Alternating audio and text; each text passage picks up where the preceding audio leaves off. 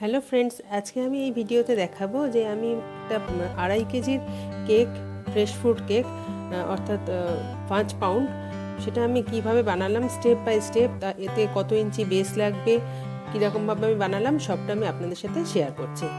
এখানে আমি একটা বেস নিয়ে নিয়েছি, স্কোয়ার বেস। এটা 13.5 inch by 13.5 inch.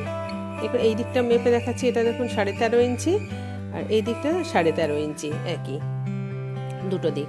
Square base নিয়ে নিয়েছি 2.5 কেজির জন্যে। এটা আমি একটা স্কোয়ার কেক বানাবো। এর জন্য আমি একটা স্পঞ্জ বানিয়ে নিয়েছি। স্পঞ্জের রেসিপি আমি ডেসক্রিপশন বক্সে দিয়ে দিয়েছি। স্পঞ্জ বানানোর রেসিপি শেয়ার করলে অনেকটা বড় হয়ে যেত ভিডিওটা, সেই জন্য আমি স্পঞ্জের রেসিপিটা শেয়ার করলাম না এখানে। বেস থেকে স্পঞ্জ যেটা থাকছে আমি এরকমভাবে কেটে নিয়েছি, 1/2 ইঞ্চির মতন গ্যাপ রেখেছি যাতে ডেকোরেশন করলে কিছুটা জায়গা থাকে। এবার আমি এটা 3টে লেয়ারে কেটে নেব। আপনি যদি আমার চ্যানেল নতুন হন তাহলে চ্যানেলটি সাবস্ক্রাইব করার অনুরোধ রইল, আর পাশে থাকা বেল আইকনটা প্রেস করে দেবেন, তাহলে আমি যখনই কোনো নতুন ভিডিও আপলোড করব তার নোটিফিকেশান আপনারা সঙ্গে সঙ্গে পেয়ে যাবেন। আর আপনি যদি আগেও আমার ভিডিও দেখেছেন অথচ এখনও সাবস্ক্রাইব করেননি, প্লিজ সাবস্ক্রাইব করে নেওয়ার অনুরোধ রইল।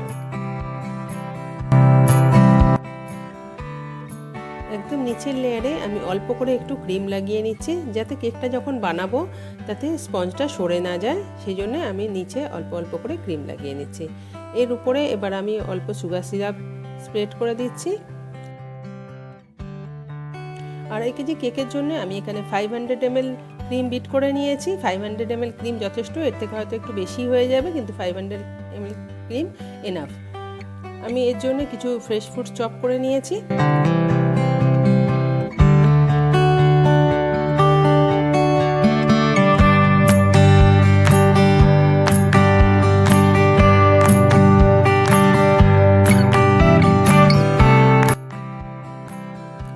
এখনো পর্যন্ত ফ্রেশ স্ট্রবেরি অ্যাভেলেবেল ছিল না আমার কাছে, তাই ফ্রেশ স্ট্রবেরি ক্রাশ নিয়ে আমি স্প্রেড করে দিলাম একটু। এবার একটা লেয়ার এর উপরে রেখে নিচ্ছি।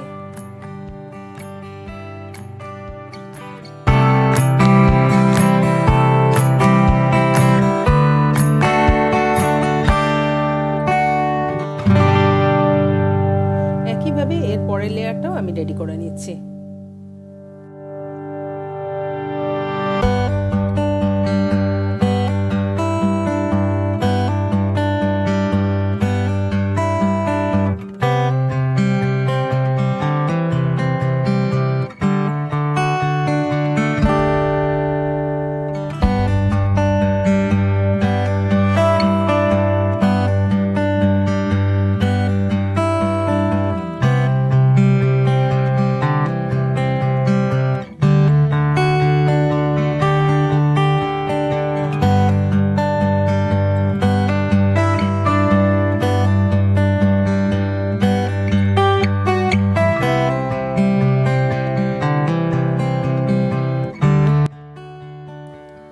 একটা পাইপিং ব্যাগে আমি কিছুটা ক্রিম ভরে নিয়েছি, নিয়ে সাইডটা ফিনিশিং করার জন্য এটা খুব একটা ইজি ওয়ে।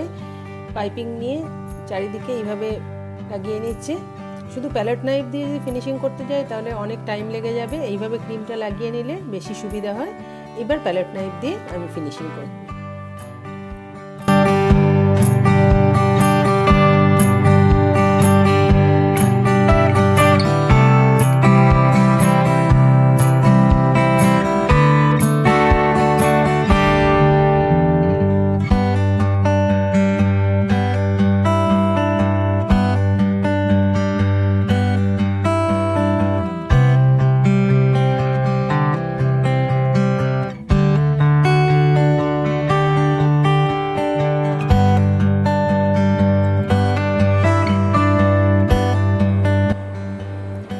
এরকম করে দিচ্ছি কারণ ফ্রুটসগুলো যখন লাগাবো তখন এটা ভালোভাবে সেট হয়ে যাবে।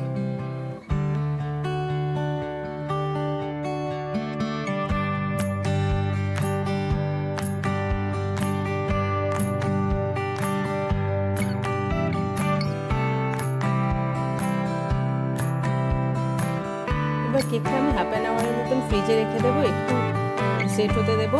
ততক্ষণে আমি কিছু ফ্রুটস এখানে রেডি করে নিয়েছি।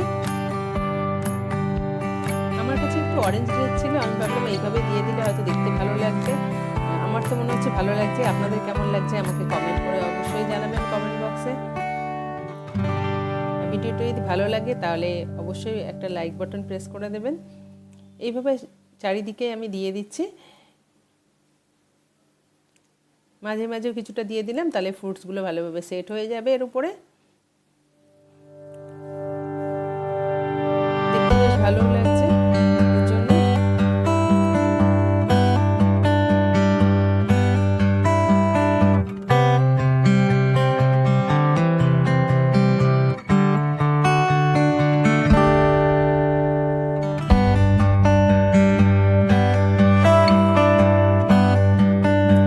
এবার এর উপরে আমি কিছু ফ্রেশ ফ্রুটস আগে থেকে যেগুলো কেটে রেখেছিলাম সেগুলো সাজিয়ে দিচ্ছি। কিছু ফ্রুটস আমি কিউব করে কেটেছি আর কিছু বড় বড় পিস রেখেছি, মোটামুটি অ্যারেঞ্জ করে সাজিয়ে দিচ্ছি।